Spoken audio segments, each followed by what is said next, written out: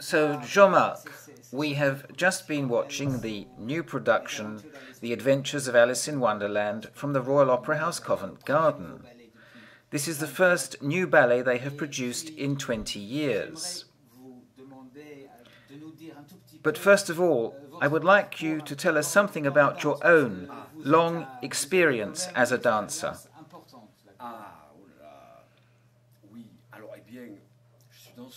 I am a dancer, not the least of professions. I have danced with some major companies, Maurice Béjart and Roland Petit, which had a similar approach to the one we have seen in this production from Covent Garden. They were classical choreographers, creating ballets with classical technique as their source. To this, they successfully added all the movements and choreography that the contemporary world has brought us. While I was watching this Alice ballet, I was thinking of Roland Petit's Notre Dame de Paris, in the national repertoires of all the great ballet companies, including Covent Garden and the Bolshoi. I was also reminded of Carmen, which was done with sets based on Picasso drawings and costumes by Saint Laurent.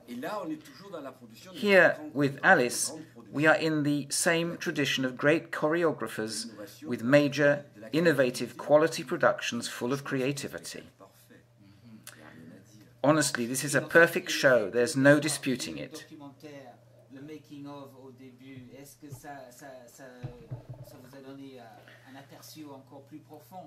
Oh yes, I found it very useful to see the making-of documentary at the beginning, because you see them starting from scratch, finding the idea, working out what will work and what won't.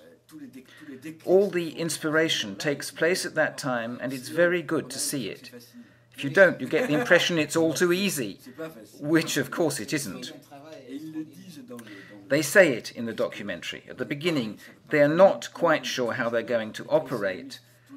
And when you see the four of them getting together, they're wondering how they're going to bring it off. They start from zero, but the ideas come as they talk, and they put them into practice, so one thing leads to another. Yes, it's absolutely vital to see the documentary first.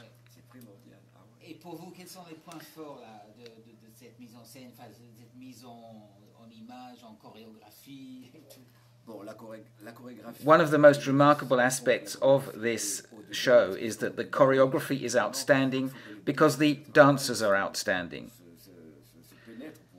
These two qualities have to come together. Working with such good dancers enables the choreographer to fully develop his creativity.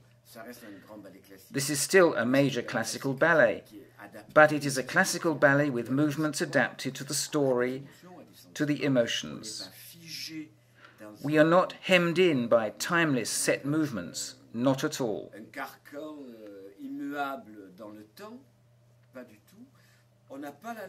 And those who are new to ballet will not find it long or at all boring. This is because it is extremely lively, extremely mobile and expressive.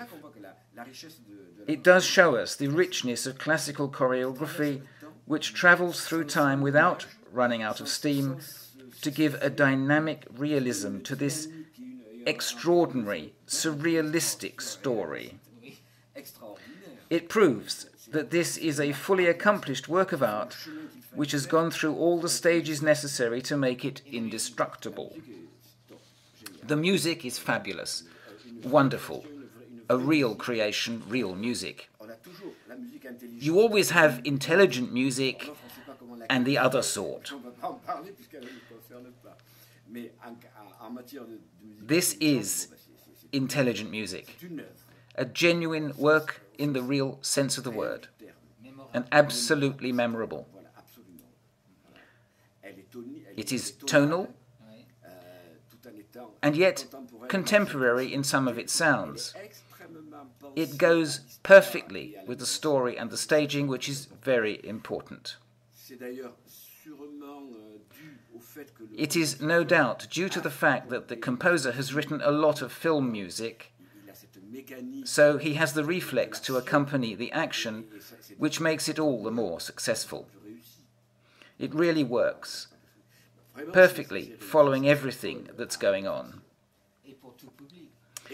And it is for every type of audience. It's not pretentious, and the author, Lewis Carroll, is transcended in the ballet. He gains something. In fact, the book is rewritten, given a modern image and enhanced by the music. It is transcended, brought up to date, without being betrayed. And the special effects are incredible. There is a juxtaposition of amusing and very simple elements in the sets as the papier-mâché components mix in with the special effects, the lights, the projected images, the transparency and the virtuality, making it a great success in every way. So, it is a ballet for our time. And let's hope there will be more.